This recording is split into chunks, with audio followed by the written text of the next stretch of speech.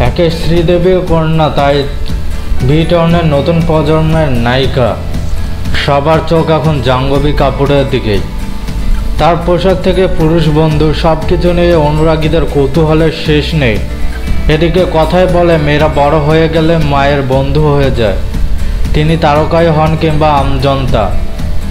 আর এমন বিষয় একবার নয়, অসংখ্যবার প্রকাশ পেয়েছে জাহ্নবীর কথায়।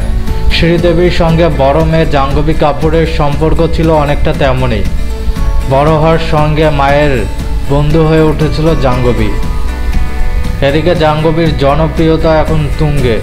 সিনেমার জগতে তার একনিষ্ঠ চেষ্টায় হয়ে উঠেছেন প্রথম সারির নায়িকাদের মধ্যে অন্যতম। প্রথম ছবি মুক্তির আগে হারান মাকে, তাই তিনি মায়ের স্মরণে তার সঙ্গে তোলা ছবি শেয়ার করে সোশ্যাল মিডিয়ায় মায়ের স্মৃতি যেন এখনও তারা করে বেড়ায় তাকে। সম্প্রতি মুম্বাইয়ের এক সংবাদ সংস্থানে দেওয়া সাক্ষাৎকারে নায়িকা ডুব দেন মায়ের স্মৃতিতে। তিনি বলেন, মায়ের সঙ্গে সব বিষয় নিয়ে আলোচনা করতাম, কাজ থেকে বিয়ে সব কিছু। তাছাড়া এই প্রসঙ্গ টেনে নায়িকা হাসতে হাসতে জানান তার পছন্দের ওপর শ্রীদেবীর একদম ভরসা ছিল না।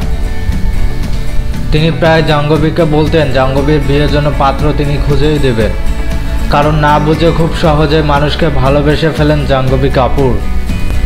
এছাড়া বিয়ে নিয়ে সব মেয়েদেরই নানা স্বপ্ন থাকে, তেমনই স্বপ্ন দেখেন জাহ্নবী। তিনি বলেন, কাছের মানুষের উপস্থিতিতে খুব ঘরোয়াভাবে বিয়ে সারতে চায়। বিয়েতে কাঞ্চিবরম শাড়ি পরবেন নায়িকা।